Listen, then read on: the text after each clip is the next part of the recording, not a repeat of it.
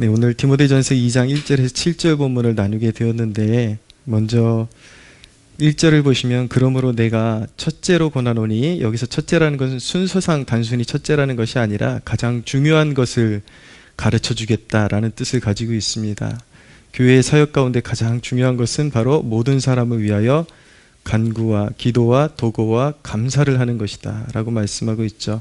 사실은 이 네 가지 항목이 동일한 뜻을 가지고 있는 것을 약간 그 뉘앙스를 다르게 표현한 것으로 그렇게 보시면 되겠습니다. 간구는 하나님 앞에 호소하는 것이죠. 그리고 기도는 하나님과 소통하는 것입니다. 도고는 쉽게 말해서 누군가를 위해서 중보하는 것을 도고라고 하는 것입니다. 그리고 감사기도 하는 것, 이 네 가지 영역이 다 기도 안에 있죠. 근데 그 특성상 우리가 이 기도의 그런 어떤 특성을 잘 이해하고 그 상황에 맞게 이런 것들을 잘 활용하면서 이제 하나님 앞에 기도해야 한다라는 것을 가르쳐주고 있는 것입니다. 근데 중점은 이것입니다. 간구하고 기도하는 것, 그것이 교회의 가장 중점적인 사역인데 무엇을 위해서 기도해야 되는가? 2절을 보십시오. 임금들과 높은 지위에 있는 모든 사람을 위하여 하라라고 말씀하고 있습니다. 자, 국가 위정자들을 위해서 기도하라고 말씀하고 있습니다. 근데 오늘날 이 본문을 굉장히 자신들의 편의대로 그 해석하는 습관들이 편만에 있습니다. 자기의 지지자들에 대해서는 반대편들에게 맹목적으로 복종을 요구하고 무조건 국가 권세에 하나님께서 복종하라고 하셨으니까 복종해라 라고 그렇게 억압을 하는 사람들이 있고요. 네, 서로 정권이 바뀔 때마다 이제 그런 것들이 계속 이제 반복이 되는 것이죠. 그런데 이 말씀은 어느 정권이든지 그냥 무조건 편을 들라는 말씀이 아닙니다. 전혀 그런 말씀과 동떨어져 있는 말씀인 것입니다. 이 말씀은 권세자들이 하나님의 사자가 되어서 국가를 바로 세우도록 기도하라라고 하는 요청인 것입니다. 명령인 것입니다. 그들이 하나님 모든 권세 위에 하나님을 두려운 줄 알고 자신들에게 주어진 그 권위를 올바로 사용해서 국가를 편안하게 그렇게 운영할 수 있도록 그렇게 기도하라라는 뜻을 가지고 있는 것입니다. 또한 전체 문맥을 고려할 때 위정자들에게도 복음이 들어갈 것을 위해 기도하라는 말씀이 여기에 핵심적으로 담겨 있습니다. 왜 위정자들을 위해서 기도해야 되고 또 그들이 복음을 받아들여야 되는지 이제 이후의 본문을 통해서 좀 더 구체적으로 우리가 살펴보게 될 텐데, 자, 우리가 국가 위정자들을 위해서 국가와 그리고 국가의 위정자들을 위해서 기도해야 될 두 가지 주요한 사안이 있습니다. 이유가 있습니다. 첫째는 2절을 보십시오. 2절 하반절에 이는 우리가 모든 경건과 단정함과 고요하고 평안한 생활을 하려 함이다 라고 말씀하고 있습니다. 네, 왜 위정자들을 위해서 기도해야 됩니까? 모든 경건과 예배에 속한 모든 것, 그리고 그리스도인들의 신앙생활에 대한 모든 것, 그리고 단정하고 고요하고 평안한 생활을 하기 위해서는 국가 위정자들이 올바로 서야 한다라는 그런 말씀을 우리에게 주고 계신 것입니다. 정치를 대하는 그릇된 태도가 있는데, 그것은 한 가지는 정치가 마치 우리의 생사화복을 다 주장하는 것처럼 그렇게 정치에 올인하는 것, 정치가 모든 것이라도 되는 것처럼 정치를 신봉하고 어떤 특별한 인물을 세워가지고 그 사람이 대통령이 되면 마치 이 나라에 무슨 유토피아라도 임할 것처럼 그렇게 착각하고 그렇게 사람을 떠받드는 식으로 정치에 임하는 것, 이것은 결코 그리스도인으로서 정치에 임하는 태도가 아니다라는 것을 우리가 알아야 하는 것입니다. 그런데 또 한 가지 잘못된 태도는 무엇이냐면 누가 권력을 잡아도 상관이 없다라는 그런 방관적인 태도도 옳지 않은 것입니다. 왜냐하면 누가 집권을 하느냐, 누가 권력을 잡느냐에 따라서 경건함과 평안한 삶에 우리 그리스도인의 그런 안위에 직결되기 때문에 결코 그것이 아무것도 아닌 것은 아니다라는 것을 우리가 알아야 되는 것입니다. 정치인을 신봉하고 우상처럼 떠받들어도 안 되는 것이지만 정치 세계가 어떻게 돌아가는지 전혀 관심이 없고 누가 집권하든지 나는 별로 그렇게 관심이 없다. 나는 신앙에만 관심이 있다. 예, 그것은 사실은 신앙을 모르는 것입니다. 사실은 신앙의 중요한 부분을 외면하고 살아가는 것입니다. 어떤 사람들은 이렇게 말하는 사람들이 있습니다. 자유주의든 공산주의든 만약에 공산주의가 되면은 그냥 우리는 뭐 어차피 우리 신앙의 선배들은 순교의 각오를 가지고 그렇게 믿음을 지켜낸 것 아니냐. 누가 집권하든 그것이 무슨 상관이냐. 우리는 신앙만 지켜내면 된다라고 그렇게 말하는 사람들을 제가 실제로 경험을 했습니다. 몇 번 보았습니다. 근데 여러분 이것이 얼마나 철없는 소리인지 알아야 합니다. 여러분 교회가 든든히 설 수 있는 이념과 가치 위에 그런 국가가 그런 상태로 존재하는 것이 매우 매우 중요합니다. 어떤 이념을 이 나라가 우리가 지금 살고 있는 나라가 어떤 이념의 가치 위에 세워지는지에 대해서 전혀 우리의 신앙이 우리 신앙에 어떤 영향이 없는 것이 아니라 너무나도 밀접한 관계를 가지고 있기 때문에 우리는 그 말은 맞죠. 우리는 어떤 권력이 일어서든지 신앙을 버리지는 않을 거예요. 예, 우리가 올바른 신앙인들이라면 순교를 각오하기까지도 우리는 믿음을 지켜낼 것입니다. 그러나 그것은 쉽지 않아요. 많은 사람들이 등을 돌리고 도망갈 것입니다. 예, 믿음이 온전하다고 생각했던 사람들도 막상 그런 심한 박해가 오면 견디기 힘든 것이 사실입니다. 그래서 이 교회, 이 신앙이라는 토대가 잘 설 수 있는 국가적인 그런 가치관을 형성하는 것, 이념과 가치관 위에 국가가 서가는 것, 예, 그것이 매우 중요하다는 것을 우리가 알아야 하는 것입니다. 여러분, 신앙을 누리는 토대인 자유민주주의의 가치는 이미 수많은 역사 가운데 수많은 독재주의자들이 있었잖아요. 그리고 전체주의, 히틀러 같은 나치 전체주의, 그리고 스탈린이나 김일성 같은 그런 공산주의 독재자들, 이런 사람들에 의해서 얼마나 그 국가 가치관이 얼마나 중요한지를 이미 우리는 경험하면서 지금의 체계를 갖춰온 거예요. 아, 공산주의는 절대 안 되는구나. 전체주의는 절대 안 되는구나.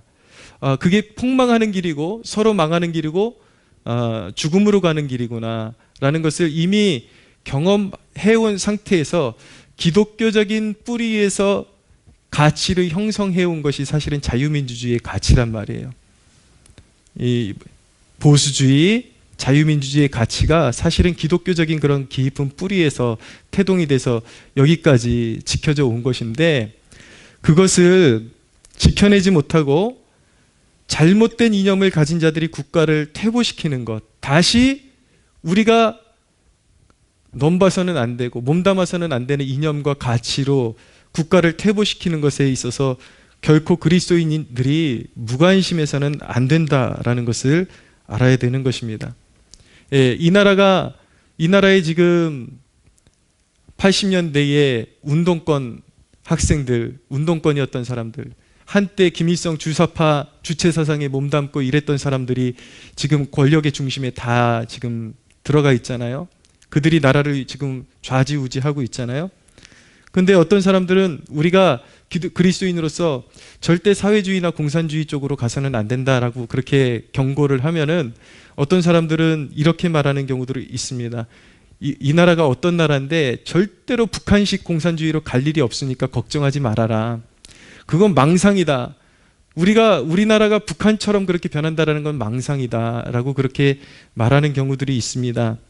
예, 저도 그렇게 생각합니다. 이 나라가 북한처럼 그런 전체주의적이고 완전히 그런 어떤 독재, 완전히 정말 사단의 앞잡이가 된 그런 피도 눈물도 없는 공산주의 국가가 될 것이라고 저는 그렇게까지 믿지는 않습니다. 근데 그렇다고 해서 이 한 나라의 자유민주주의의 가치가 붕괴되고 사회주의나 공산주의적인 이념을 가지고 있는 정치인들이 이 국가의 중심에 서서 이 나라를 운영하는 것이 과연 좋은 일이냐? 결코 그럴 수 없다라는 것입니다. 여러분, 베네수엘라를 보십시오. 한때 세계에서 가장 손가락 몇 위 안에 들 정도로 잘 살던 나라가 사회주의를 표방하는 대통령이 일어서고 나서 수많은 사람들에게 인기 영합주의라 그러죠. 포퓰리즘, 어떤 사회 복지를 증대시킨다라는 그러한 빌미를 가지고 사람들에게 계속 돈을 나눠주고 뿌려대고 그러더니 결국 그것이 어떻게 됐습니까? 빚더미가 돼서 오늘날 쓰레기 더미에서 사람들이 먹을 것을 찾아야 되는, 꼭 북한식으로 가지 않아도 이 권력층의 이념이 어떤 것이 탑재되어 있느냐에 따라서 국민의 안위가 전혀 달라질 수 있다는 것은 사실이라는 것을 우리가 꼭 가슴에 새기고 역사의 교훈으로 삼아야 하는 것입니다. 지금도 보십시오. 우리나라가 북한으로 꼭 가야만 큰일 나는 것이 아닙니다. 이미 그런 운동권 세력들이 권력을 잡기 시작하면서 교회를 얼마나 업신여기는지요. 유물론적인 사관을 가지고 마트나 백화점이나 시장이나 이런 것들, 식당들은 다 열어도 교회는 필요 없는 것 아니냐. 그것은 지금 굳이 열어야 될 필요가 뭐가 있냐. 더 안타까운 사실은 기독교인이라는 자들이 그런 정치인들과 한 목소리를 내면서 세상 사람들은 먹고 살아야 되니까 어쩔 수 없이 장사를 오픈해야 되지만 왜 교회가 이럴 때 예배를 드려야 되느냐, 이딴 소리 하는 그리스도인들이 생각보다 너무나도 많다라는 것이 이 시대의 비극인 것이죠. 여러분, 과연 북한식으로 극단적으로 공산주의 체제로 들어가지만 않으면 괜찮은 것입니까? 아무리 자유가 있는 것 같아도요, 이런 사회주의적인 사상을 가진 자들이 권력의 중심에 서게 되면 그들의 가치관과 교회의 그런 존재가 대립되기 때문에 교회를 핍박하는 쪽으로 갈 수밖에 없게 되는 것입니다. 왜 필요 없는 고통을 우리가 그것을 몸으로 감내하며 살아야 하냐, 이런 질문을 해봐야 되는 거예요. 어제도 제 아내 이제 사모 지인으로부터 전화가 왔는데, 남편이 대기업을 다니고 있는데 한때는 순복음교회를 열심히 다니던 그런 뜨거운 사람이었는데 지금 교회를 못 나간대요. 교회에 뭐 20%까지 뭐 예배가 가능하다 그래서 예배를 드릴 수 있어도 예배를 못 나간대요. 이유가 뭔지 아십니까? 직장에서 출근할 때마다 어디 다녀왔는지를 다 체크하는데 교회에 다녀온 사람들에 대해서 불이익을 주기 때문에 교회 나간다는 소리도 못하고 거기서 밥줄이 끊길까봐 아예 교회 출석도 못하고 있는, 이런 비참한 현실 가운데 지금 그리스도인들이 살고 있다는 것입니다. 과연 괜찮은 것입니까? 여러분, 그 항목에 어디 갔다 왔는지 다 상관이 없어요. 마트를 갔다 왔던, 가족들하고 식당에 뭐 외식을 하고 왔던, 다 문제가 되지 않아요. 교회만 갔다 오면 큰 문제가 되는 것입니다. 이것이 지금 정상적인 나라라고 말할 수 있겠습니까? 정상적인 지금 권력자들이 나라를 운영하고 있다라고 그렇게 생각할 수가 있겠습니까? 비정상적인 것이죠. 그럼 그리스도인들이 깨어나야 되는데 같은 목소리를 내고 있단 말이에요. 비참한 현실인 것이죠. 여러분, 문제는 어느 세력이든지 권력을 잡고 누가 대통령이 되든지 아예 우리의 신앙에 관련이 없는 것이 아니라 사실은 아주 깊은 그런 관련이 있다라는 것을 우리가 알아야 되는 것입니다. 그래서 우리는 항상 신앙생활할 때에 국가의 평강을 위해서 기도하고 위정자들이 하나님을 두려워하고 올바른 방향으로 그렇게 국가를 운영할 수 있도록 우리는 끊임없이 도구와 중보를 아끼지 말아야 하는 것입니다. 그리고 정치에도 거기에 무슨 신봉자처럼 돼서는 안 되지만 올바른 국가관을 가지고 나라가 어떻게 돌아가는지 정치에 대한 관심도 어느 정도는 가지고 지켜보고 책임감 있게 선거에 우리가 기도하면서 참여할 수 있어야 하는 것입니다.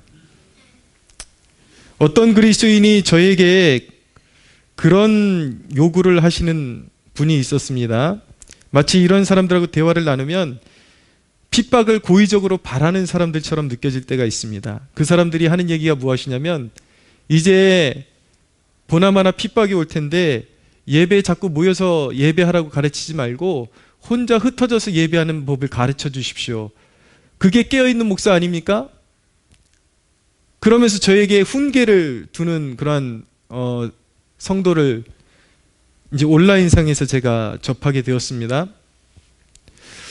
참 이 시대의 그리스도인들이 도대체 누구로부터 교훈을 받고 살아가는 것인지, 그들이 과연 성경을 읽어본 적이나 있는 것인지, 그들이 하나님의 마음을 나는 그리스도인이라고 말할 수 있는지 참 우려가 됩니다.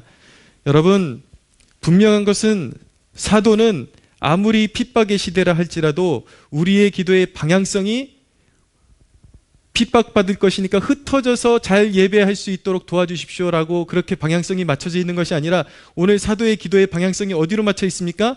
아무리 핍박의 시대를 하더라도 교회가 모여서 기도할 것은 무엇이냐면 항상 경건함을 지키고 예배를 지켜나가고 단정하고 평안한 삶을 살 수 있도록 하나님 앞에 간구하라고 그렇게 기도하고 있는 것입니다. 할렐루야. 설령 핍박이 올지라도 그 핍박을 그리스도인들이 일부러 바라는 것처럼 그렇게 살아서는 안 되는 거예요. 핍박은 우리가 핍박에 굴해서는 안 되는 것이지만, 핍박을 일부러 사모하는 사람처럼 살아가는 것이 아니라, 사도가 교훈하는 것은 무엇인가? 기도의 방향성은 분명히 신앙생활을 평안하게 잘 할 수 있도록, 박해받지 않고 신앙의 자유를 지켜나가면서 그 믿음을 지켜나갈 수 있도록 그렇게 간구하라고 사도는 명령하고 있는 것입니다. 할렐루야. 아멘. 히브리서 10장 24절에서 25절은 무엇이라고 말씀하고 있습니까? 서로 돌아보아 사랑과 선행을 격려하며 모이기를 패하는 어떤 사람들의 습관과 같이 하지 말고 오직 권하여 그날이 가까움을 볼수록 더욱 그리하자. 모이기를 패하는 사람들의 습관과 같이 하지 말래요. 그날이 가까이 오면 볼수록, 여기서 그날은 무엇입니까? 마지막 때가 가까이 올수록, 핍박의 날이 가까이 올수록. 뭐래요? 사도가 무엇이라고 교훈합니까? 예수님의 제자들이 우리에게 교훈하는 것은 무엇입니까? 핍박받을 테니까 흩어져서 예배하는 연습을 해라 라고 말씀하고 있습니까? 뭐라고 말씀하고 있습니까? 모이기를 패하는 어떤 사람들의 습관과 같이 하지 말고 더욱 모이기에 힘쓰고 그날이 가까이 오면 볼수록 서로 권면하면서 흩어지지 말고 더욱더 모여서 예배하는 데 힘써라. 더욱더 교회의 이름으로 구제하고 선을 베푸는 일에 힘쓰라고 말씀하고 있는 것입니다. 할렐루야. 신앙을 똑바로 배워야 하는 것입니다. 혼자 예배하는 방법을 어떻게 가르쳐줘요? 그거를 뭐 예배 순서 몇 개 가르쳐주면 되는 것입니까? 그게 아니잖아요. 여러분, 진짜 거듭난 사람, 본질의 문제예요. 진짜 거듭나서 모이기에 힘쓰고 교회를 잘 섬기고 예배하기에 힘썼던 사람들은, 성령이 내주하시는 사람들은 흩어지면 자연적으로 뭘 해야 하는지 알아요. 모였을 때 이곳을 영으로 기도하던 사람들은 흩어져서도 주님의 얼굴을 찾을 수밖에 없고, 설령 자기 혼자 예배 드린다 할지라도 뭘 해야 할지 본능적으로 알아요. 성령께서 강권하시기 때문이에요. 성령께서 예배하게 하시기 때문인 거예요. 말씀 보게 하시고 기도하게 하시고 성령이 그 사람이 존재하는 곳에 임재해 주시겠죠. 그렇게 신앙을 지켜나가게끔 도와주실 거예요. 그러나 모여서 기도할 줄 모르는 사람이, 모여서 예배할 줄 모르는 사람이 무슨 수로 흩어져서 자기 혼자 예배하겠다라는 것입니까? 말장난이고 하나님을 속이는 것이고. 그런 사람들이 고민해야 되는 것은 자신의 이름이 생명책에 기록되어 있는지를 고민해 봐야 하는 것입니다. 기본기가 든든하면 그런 거 걱정하지 않아요. 성령의 내주하심을, 성령의 임재하심을, 성령께서 우리의 심령에 감아주시는 것을 아는 사람은 핍박받을 때에도 성령께서 자연스럽게 지도하시고 신앙을 지켜나갈 수 있도록 그렇게 지도해 주시고 인도해 주신다는 것을 믿어야 하는 것입니다. 일부러 흩어지는 연습할 필요 없어요. 모이기에 힘쓰고 서로 격려하고. 어떤 사람들은 꼭 이런 얘기하면 북한 교회를 보라고 얘기하더라고요. 예, 북한의 지하교회도 모이는 교회예요. 참 이 세대는 어떻게 치료를 해줘야 될지를 모르겠어요. 이 빗나간 정신, 이 빗나간 마인드, 꼭 자기네가 교회 안 나가고 예배 안 드리는 걸 스스로 정당화시키기 위해서 한국교회를 비난하면서, 모교회를 비난하면서 북한교회를 보라고. 미안하지만 북한교회도 모이는 교회거든요. 작은 단위이지만 여러분, 교회는 모이는 것입니다. 할렐루야. 모임을 부정하는 것은 하나님 나라의 시민이 아니에요. 그것은 하나님 나라의 가치관이 아니에요. 어디서 이상한 것들 배워가지고 이상한 종말론, 이상한 배도 무브먼트나 하는 그런 인간들 쫓아다니면서 말 같지 않은 설교나 듣고 다니면서 가르치려고 하는 사람들, 이런 사람들이 그리스도인일 리가 없는 것입니다. 여러분, 국가 위정자들을 위해서 기도해야 될 두 번째 이유가 무엇이냐면 권력층에도 복음이 들어가야 하기 때문인 것입니다. 바울은 정말 한 영혼을 사랑하는 마음으로 진정으로 위정자들도 예수 믿어서 그 영혼이 거듭나기를 원하는 마음으로 기도하라고 우리에게 명령하고 있는 것입니다. 그런데 여러분, 바울이 권력층이 회심하도록 그렇게 기도하라고 하는 데는 더 깊은 속내가 또 한 가지가 있습니다. 무엇이냐면 바울은 항상 그 마음 가운데 효과적인 복음화를 염두에 두고 있었다라는 사실을 기억해야 하는 것입니다. 바울이 전 세계를 복음화시키는 그 방식은 무엇이었냐면 항상 도심의 중심으로 들어가서 도시의 중심의 영향력을 통해서 곁가지로 복음이 퍼져나가도록 하는 것을 그는 추구했습니다. 그래서 위정자들을 위해서 기도하라고 하는 이유는 무엇이냐면 권력이 있는 사람들이 회심하고 예수님을 만나게 되면 그것이 복음의 걸림돌을 제거하게 되고 또 이 땅에 교회가 서가는 데 도움이 되고 유익이 되기 때문에 권력자들이 회심하는 것을 위해서 기도하라라고 말씀하고 있는 것입니다. 할렐루야. 아멘. 여러분, 4절에 보시면 하나님은 모든 사람이 구원을 받으며 진리를 아는 데 이르기를 원하시느니라 라고 이렇게 말씀하셨을 때 위정자들도 구원받기를 원하시는 것이 하나님의 마음임을 우리는 기억해야 하는 것입니다. 구원받을 수 있는 대상에서 우리는 누구도 제해서는 안 되는 것입니다. 그러나 성경은 또 한편으로 무엇이라고 말씀하고 있냐면 믿음은 모든 사람의 것이 아니라 그렇게 말씀하십니다. 우리는 위정자들이 국민의 안위를 생각할 때에 그들의 정책에 대해서 호의적으로 우리는 협조하며 나아갈 수가 있어야 되는 것입니다. 그것이 시민의 책무인 것이죠. 그러나 국가가 권력을 가지고 위정자들이 권력을 가지고 교회를 핍박하고 하나님의 뜻에 정면으로 대적하는 짓을 자행할 때에는 우리는 사도들이 사도행전 4장 25절에서 29절에 취했던 태도를 우리는 본받아서 그렇게 기도에 적용할 수가 있어야 하는 것입니다. 사도행전 4장에 있는 말씀을 찾아서 좀 읽어드리겠습니다. 사도행전 4장 25절에서 29절은 이렇게 말씀합니다. 또 주의 종 우리 조상 다윗의 입을 통하여 성령으로 말씀하시기를 어찌하여 열방이 분노하며 족속들이 허사를 경영하는고 세상의 군왕들이 나서며 관리들이 함께 모여 주와 그의 그리스도를 대적하도다 하신 이로소이다. 과연 헤롯과 본디오 빌라도는 이방인과 이스라엘 백성과 합세하여 하나님께서 기름 부으신 거룩한 종 예수를 거슬러 하나님의 권능과 뜻대로 이루려고 예정하신 그것을 행하려고 이 성에 모였나이다. 주여 이제도 그들의 위협함을 굽어보시옵고, 이게 무슨 뜻입니까? 그들의 행한 대로 살펴보시라는 뜻인 것입니다. 그들의 행한 행실을 하나님 앞에 올려드리는 것이죠. 또 종들로 하여금 담대히 하나님의 말씀을 전하게 하여 주옵소서라고 기도했던 것입니다. 권력자들이 교회를 핍박하고 하나님의 뜻에 정면으로 대적하는 행동을 할 때에는 그들의 행실을 우리는 옹호하고 무조건 편들어주는 것이 아니라 그들의 못된 행실을 하나님 앞에 올려드리고 그리고 우리에게 성령의 능력을 부으사 교회가 잠식되지 않고 더욱더 이 핍박 가운데 부흥의 불길을 지켜나갈 수 있도록 도와주십시오라고 기도해야 하는 것입니다. 사랑하는 여러분, 말씀을 정리합니다. 우리는 위정자들을 위해서 기도해야 됩니다.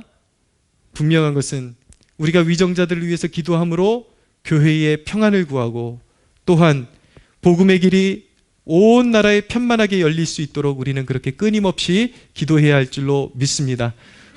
국가를 향한 그런 애정과 그런 애착, 그런 민족을 사랑하는 마음을 가지고 주님 앞에 이 민족이 연락될 수 있도록 끊임없이 기도를 쉬지 않는 저와 여러분들이 되시기를 예수님의 이름으로 축복합니다.